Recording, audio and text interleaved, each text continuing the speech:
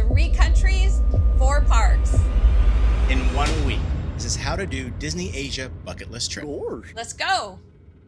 In this video, we break down how to do a 1-week trip to all 4 Disney Asia theme parks in Tokyo, Japan, Shanghai, China, and Hong Kong. We'll provide tips and strategies to maximize your park days, including what rides are worth it, where to stay, and what order to do the parks, based on our learnings from our own Disney Asia trip. So I've been going to Disney parks in the US my entire life, but it's always been a dream of ours to go to the parks in Asia, in Hong Kong, Shanghai, and Tokyo. But where do you even start planning a trip like that? Can we do it in 1 week? Yes. If you have a plan, you can do it. Yes, you can. So today we're going to give our rankings on all the resorts for magic, logistics, and tech. Plus, we're going to have some bonus tips on where to stay, shopping, and food. So one of the hardest parts about this week is actually the first step in getting there. The flights are really long, really tiring. You're exhausted once you start. But once you're in Asia, all the parks are geographically fairly close to each other. On average, flights leaving North America will arrive in Asia the following day. So for the sake of the itinerary, we will be starting the clock once arriving in the first city. So we advise to fly in the day before. So what that means is if you're flying out on a Tuesday, you would arrive on Wednesday and will have your first park day on Thursday. So we decided we're going to start in Hong Kong. It's the smallest of all the parks, and we figured that would be a good way to just ease on in. And we're giving it the #1 ranking for efficiency. And that's for a few different reasons. One being it is the smallest park, so it's very easy to get around, walk from one side of the park to the other. And it's also modeled after the original Disneyland in California. And so that just gives us a really big, high degree of comfort and familiarity about just the park itself. Immediately when you walk down Main Street, you're drawn to the castle. It's the heart of Disney magic. Yeah, it's not a Sleeping Beauty clone anymore. It's a mosaic, and it's a tribute to 13 different stories simultaneously. So every step you take, you feel like you're fully engulfed in that Disney magic. There is no waste because they don't have the space. And it's an easy park to do on day 1. And you can get through the whole park in 1 day. There's a lot of differences, obviously, than the other parks. They have unique things to add to it, but it just is very comfortable. Yeah, Disney burnout is a huge thing when you know theme park vacations are tiring. So this being the smallest park makes it our #1 choice for where to start 1 week doing all the Disney Asia parks. With 1 day in the park, it's super important to prioritize what to see and do. While everyone will have a different priority, we designed our park day around attractions that we don't have in the US or those that have been reimagined. So don't mistake small for simple. So Hong Kong Disney has some really, really cool tech things that other parks don't have. One of our favorite rides in the Hong Kong park is Mystic Manor, which is their version of a haunted mansion. They don't have haunted mansion in China because of their cultural beliefs and their respect for the dead, but they've completely reimagined the ride using a trackless ride and all new story characters, which is really, really fun. And it was my hands down favorite ride of the park. Yeah, hands down, that was also, I think, my favorite ride as well. It was full of adventure, full of surprises, and the tech in there was amazing. Things appearing, disappearing. It was great. Really, really fun.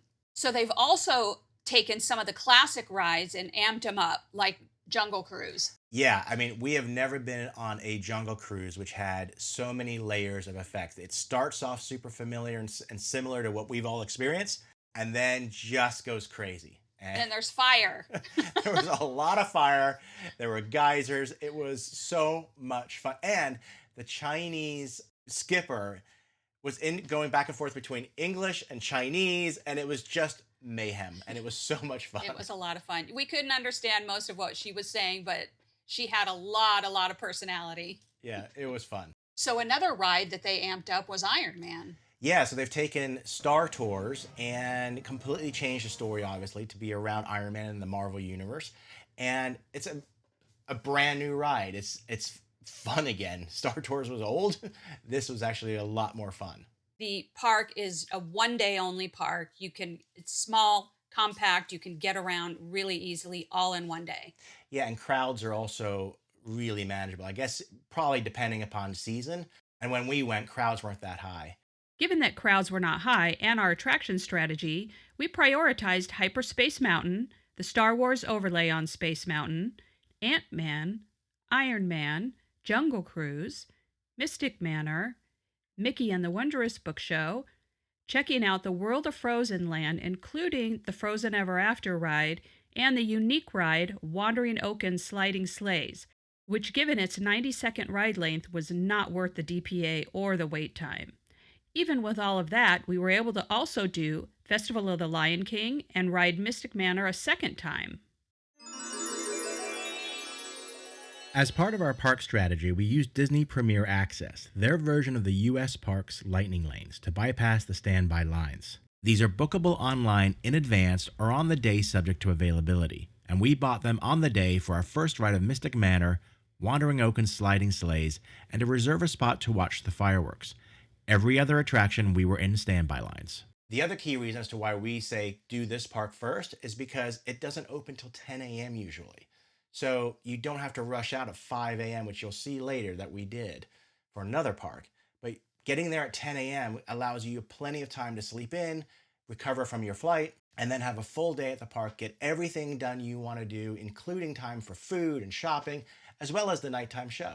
So the other good thing about the park in Hong Kong is that it's very close transportation-wise. It's about 20 minutes to the airport or about 20 to 30 minutes into the downtown area of Hong Kong.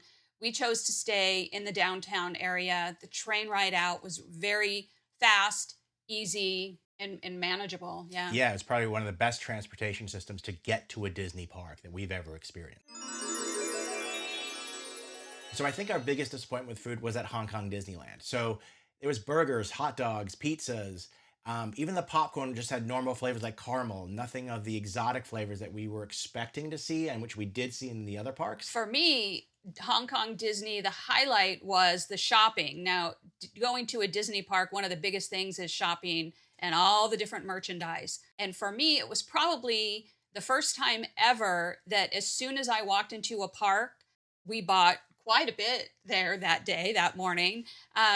One of the key things, which was fantastic, is, you don't want to buy all this merch, have all these bags and drag it around with you.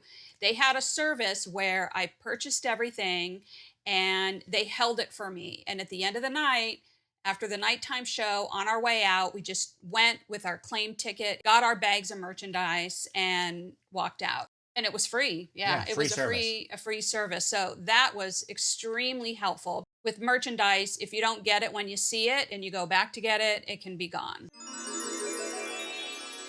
The transportation to get from Disney to the airport is only about 20 minutes or so. Or even if you're staying in the center downtown Hong Kong, to get to the airport, transportation is very efficient, very easy. Yeah, it's only about 45 minutes from downtown city center of Hong Kong. And then the flight itself from Hong Kong to Shanghai is only about 2.5 hours. So even without rushing out of the hotel in the morning, you can get to Shanghai early afternoon. And it just makes for an easy travel day. So given that it's only 2.5 hours, you want to make sure you're set up for Disney Shanghai when you arrive. So while you're waiting at the airport, make sure you download Alipay as well as the Disney Shanghai apps. Everything is done via Alipay. It's so much easier. It's just like an app on your phone so that you're prepared as soon as you land to hit the ground running. Timing your arrival into Shanghai for early to mid-afternoon allows time to get settled in and head over to Disneytown for some dinner and shopping before you even enter the park.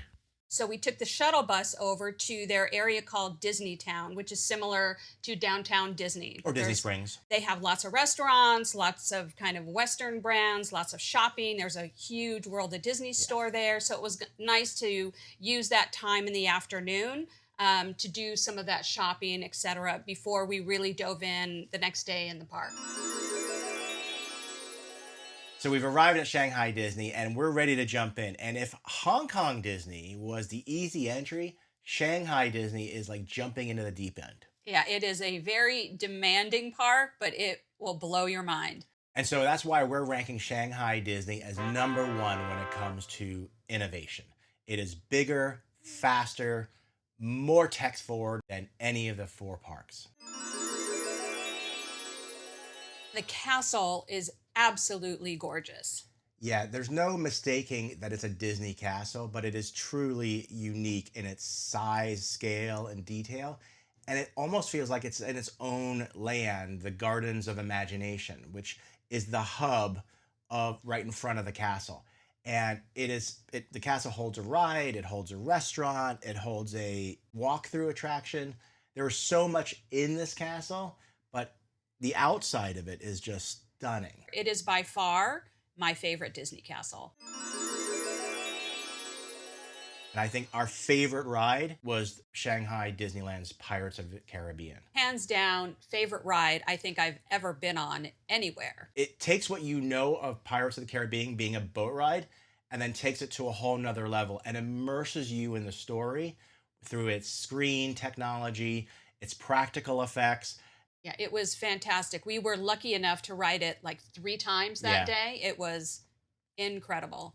But funny enough, as much tech forwardness and innovation as there is in this park, there is still something really old school. You would never see it here in the States, that's for sure. But it was a ropes course kind of. Yeah. Wasn't obviously a ride, but you get hooked up on these ropes and you can choose different ways to go through, kind of like a parkour kind of course. And you could go an easier way, a more challenging way. It was putting you at the center of your own adventure, which I think is a very unique attraction and not found at any Disney park anywhere else around the world. One of the other key innovative areas of Shanghai Disney is Zootopia. And it's a whole land built around the Zootopia franchise. And it is overwhelming to say the least, but it's also a lot of fun. The amount of detail that they go into, and as well as the ride puts you into the movie and you feel like you're on this fast-paced ride. It was a lot of fun. I had not even seen any Zootopia movie before I went there. And so it was clearly the most crowded area of the park when we walked through. So we were just bombarded with these crowds and it's like sensory overload, and went on the ride. But since I hadn't seen the movie, I don't think you had seen the movie either. The characters, everything was unique to us. We were kind of going in blind, but it was a really, really fun ride, really well done. Another ride that we got the priority access to. That's right. Yeah. The only way we could do it was by priority access. It was not available for early magic hours. So as soon as we walked in the park, we got one for later in the afternoon. And the shows at these parks are amazing. Like the Pirates show that we went to, the effects and the stunts, it was fantastic. You start off in a theater lobby and you think, is this the show? Because they're acting and performing.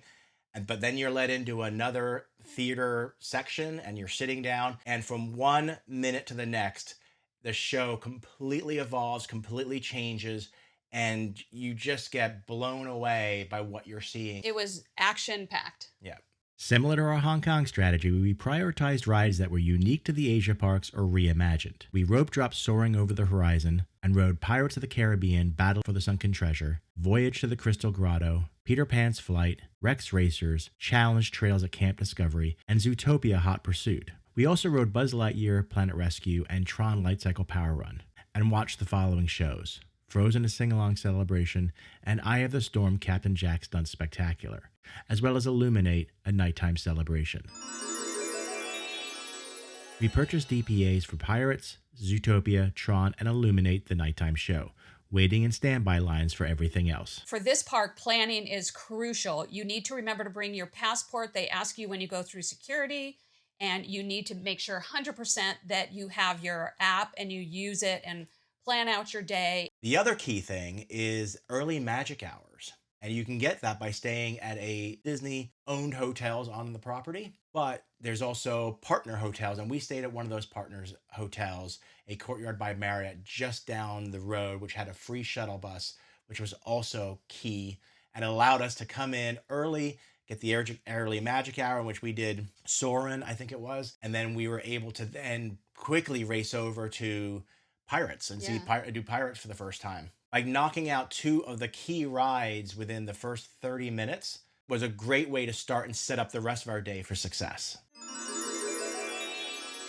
One of the things we noticed in this park specifically was the amount of Duffy merchandise. Duffy is the craze over there, and there is Duffy merchandise and all of Duffy's friends. It is just, it's incredible. It's overwhelming with the amount of Duffy stuff. And since we don't have Duffy, we don't have the affinity for it here in the United States. So, but it was incredible to watch just the intensity of how much passion there is for Duffy. In fact, the longest wait time of the day across anything was a Duffy meet and greet. Literally, people will wait 3 and 4 hours for the character meet and greets. The other thing that's a little bit different that we had never seen before is if there's a parade, people will go hours ahead of time to stake out their spots for the parade, and they bring all of the Duffy merchandise and kind of set up their whole display. So Duffy can watch the parade too. Yeah, it was, I've never seen anything like that before.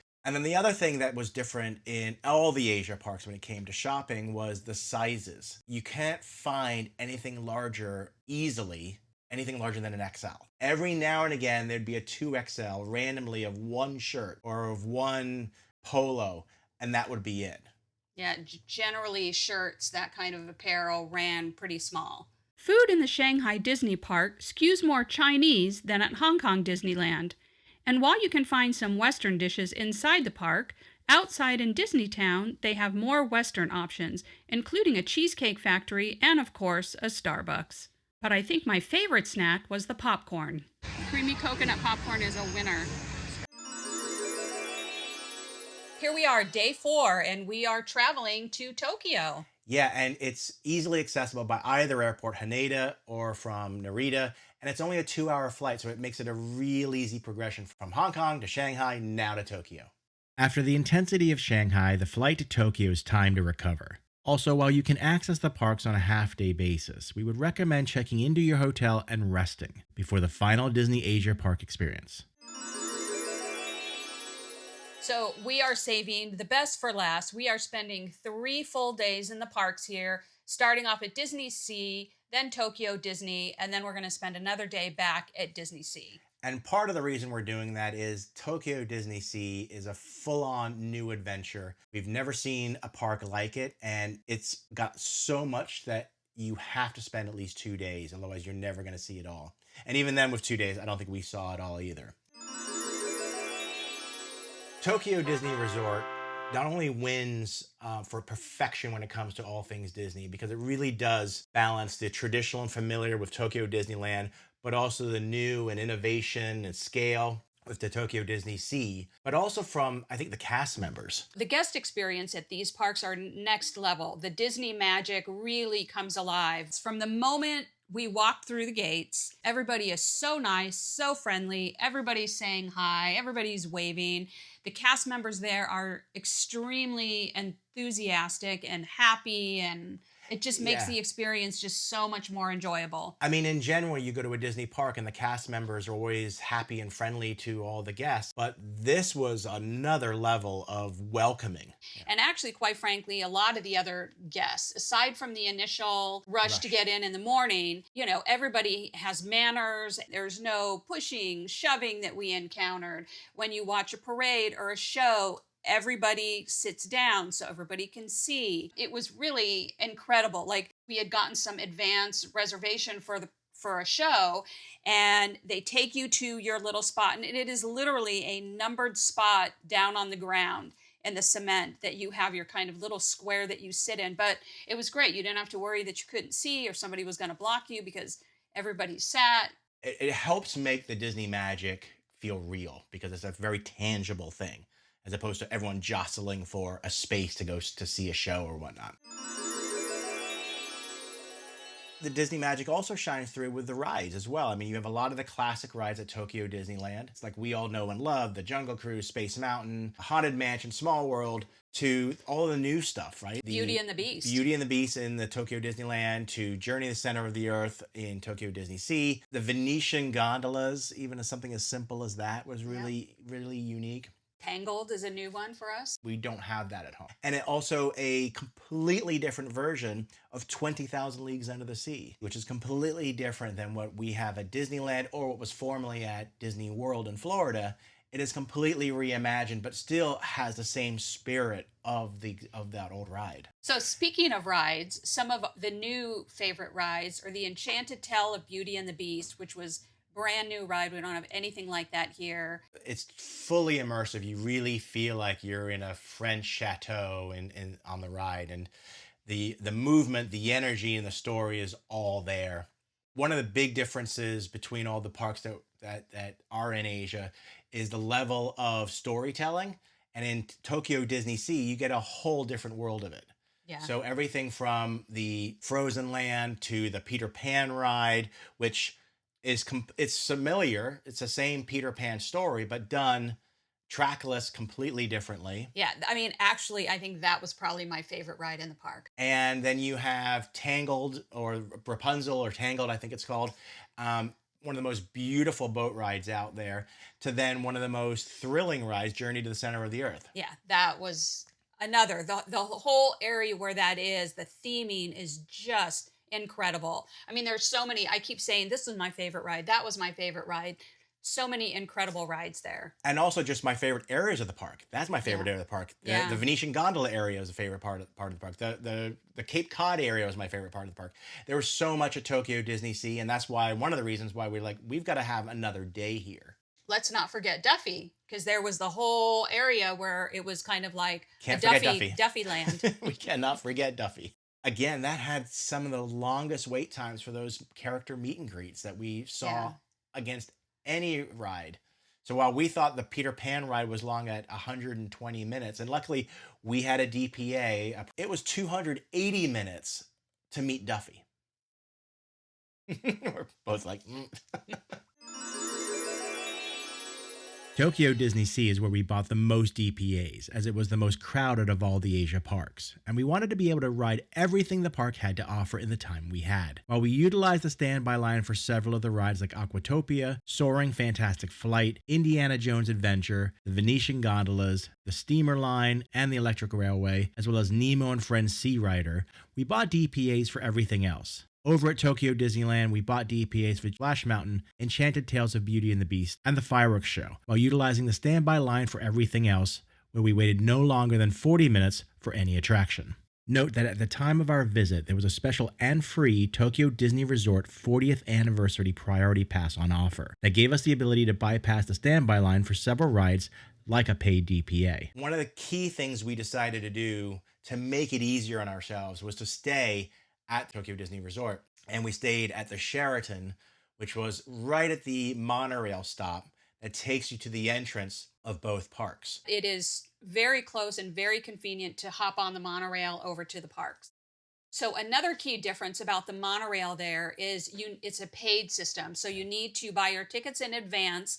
That will save you a lot of time early in the morning when you're trying to rush, get on the monorail to go to the park. Yeah, do it the night before. We bought, I think, a 3-day monorail package the day before. If you want to have any chance of seeing and doing as much that Tokyo Disney has to offer, you need to stay close. Now, the other key logistical thing is this is the two parks you have to get up early. Early. And when I say early, we say 5 a.m. And you have to be in line outside of the parks for entry at 6 a.m., lining up. And they're very organized on their lines, but you have to get there early. And the primary reason you have to get there early is to, when you get in, is to get those DPAs, Disney Priority Access. And it really helped make our day more easy to structure because we fit in rides in between. So one key tip to remember, as we were entering Tokyo DisneySea and we're trying to get our DPAs, you have to know for early entry what ride you want to go on first. And for us, that was Tower of Terror. So another part of the planning process is prioritizing what rides you're going to do. Ones you're going to get a DPA for, or at least try to get a DPA for, as well as ones that you want to do because they're either different or you've never experienced them before. And hopefully earlier in the day, the wait times won't be quite as long. One of the big things, obviously, is shopping again. There are lots of places to shop. And while, they don't have a lot of Spirit jerseys or things that we're used to here, there are still different t-shirts available. Nothing larger than an XL, which is a bummer if you're a larger person. Yeah, the sizes do run pretty small. Yeah. But one of the other really kind of cool, unique things that they don't have here is these foldable mats that are really small. So they're really cute Disney themed mats that you can buy. And put down on the ground so your butt's not directly on the pavement. Exactly. Yeah. Exactly. Lots of good shopping. But chopsticks were fun. And my favorite are they have these cute little Mickey hands popcorn grabbers that come in this little plastic case with a keychain. It's almost like a keychain you could put on your backpack. So your fingers don't get salty or That's sticky right. from all the popcorn. That's right. And speaking of popcorn, I think this was the park that had the most varied flavors of popcorn. Yes, by far, these parks had the best food. So many amazing different snacks to eat. The popcorn flavors, like a lot of Asian inspired. I mean, we saw certainly soy And butter, soy sauce and butter Yeah. popcorn was really good. and then the they even take the theming to like the mochi, and they had like the little green men from That was one of my from- favorite. Yes. what was it, Toy Story? Yes. Yes. Little mochi men, and those were delicious. I and got cute. those a couple times. One of the biggest things that they have there are popcorn buckets. They actually had a kind of a whole store That's right. area with at least a dozen different popcorn buckets, which are beautiful, elaborate. I did not have the space to buy any, although Jason did buy, I think, 2 of them. So I think that's another good tip. Bring an extra suitcase that's empty, because you're going to want to buy stuff on this Disney bucket list trip, and you're going to need room to cart it all home. We actually bought a suitcase in the city. It was cheap instead of lugging one over from the United States, and it was great. We easily filled a suitcase between stuff for us, between gifts for friends. Yeah. So bring a suitcase just for the Disney stuff. So after 4 parks in 7 days, can it be done?